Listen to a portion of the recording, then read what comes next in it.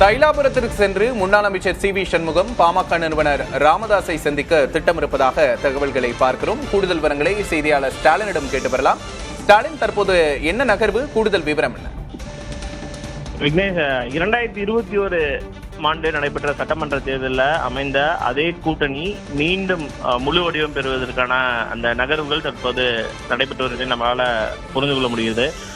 பாமகவை பொறுத்த வரைக்கும் இரண்டு தரப்பாக பிரிந்திருக்கக்கூடிய ஒரு சூழல்ல தற்போது அன்புமணி ராமதாஸ் தலைமையிலான பாமகவினர் அதிமுக பொதுச் செயலாளர் எடப்பாடி பழனிசாமியை அவருடைய இல்லத்தில் சந்தித்து பேசி வரக்கூடிய ஒரு சூழல்ல ராமதாஸ் தலைமையிலான பாமகவையும் உள்ளே கொண்டு வருவதற்கான அந்த கூட்டணிக்குள்ளே கொண்டு வருவதற்கான முயற்சியை அதிமுக மிக தீவிரமாக எடுப்பதற்கான அந்த நடவடிக்கைகளை எடுத்திருக்கிறது. குறிப்பாக முன்னாள் அமைச்சர் சி.வி. சண்முகம் ராமதாஸை இன்று அல்லது நாளை நேரடியாக சென்று தைலாபுரம் சென்று சந்திப்பார் என்று எதிர்பார்க்கப்படுது. ஏன்னா அதிமுகவை பொறுத்த வரைக்கும் அவங்க எதிர்பார்க்கக்கூடியது என்னன்னா, பாமகவுடைய இரண்டு தரப்புமே இருந்தால் மட்டுமே வட மாவட்டங்கள்ல ஒரு பலம் பொருந்திய ஒரு கூட்டணியாக இருக்கும் என்பதுதான் அதிமுக சொல்லி வருகிறது. அந்த அடிப்படையில ராமதாஸையும் உள்ளே கொண்டு வருவதற்கான அந்த கூட்டணி முயற்சியினை அதிமுக எடுத்திருப்பதாக தான் சொல்லப்படுகிறது.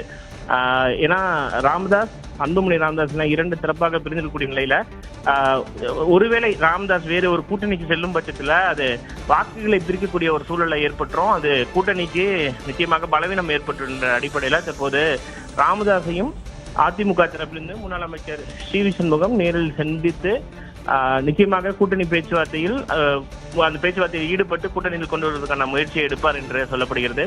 இந்த ஒரு சூழல்ல அன்புமணி ராமதாஸ் தற்போது எடப்பாடி பழனிசாமி சந்தித்து வருகிறார்கள். அதே வேளையில முன்னாள் அமைச்சர் எஸ்.பி. வேலுமணி டெல்லி சென்றடைந்திருக்கிறார். அவர் உள்துறை அமைச்சர் அமித்ஷா மற்றும் பியூஷ் கோயல், மத்திய அமைச்சர் பியூஷ் கோயலையும் சந்திப்பார் என்று எதிர்பார்க்கப்படுகிறது. பாஜகவுடைய மூத்த நிர்வாகிகள் அண்ணாமலை, வானதி சீனிவாசனும் தற்போது டெல்லியில் இருக்கிறார்கள். இந்த கூட்டணி அமித்ஷா வந்து சென்ற பிறகு பாஜக அதிமுக அந்த கூட்டணி பேச்சுவார்த்தைகள் தொடர்ச்சியாக முழு வேகம் பெற்று தற்போது நடைபெற்று வருகிறதால் நம்மால் பார்க்க முடிகிறது. ஏன்னா மத்திய உள்துறை அமைச்சர் அமித்ஷா அண்மையில தமிழகம் வந்த பொழுது பாஜகவுடைய மூத்த நிர்வாகிகளை மிக கோபமாக கடிந்து கொண்டதாக தகவல்கள் தெரிவிக்கின்றன. இன்னும் கூட்டணியை உறுதிப்படுத்தாம இருக்கீங்க, ஏன், என்ன காரணம் அப்படின்றதெல்லாம் அவர் கேட்டிருப்பதாக சொல்லக்கூடிய ஒரு சூழலை தான் மத்திய உள்துறை அமைச்சர் அமித்ஷா வந்து சென்ற பிறகு இந்த கூட்டணியை பலப்படுத்துவதற்கான முயற்சிகள் தற்போது ஈடுபட்டு வருகிறது. விக்னேஷ்.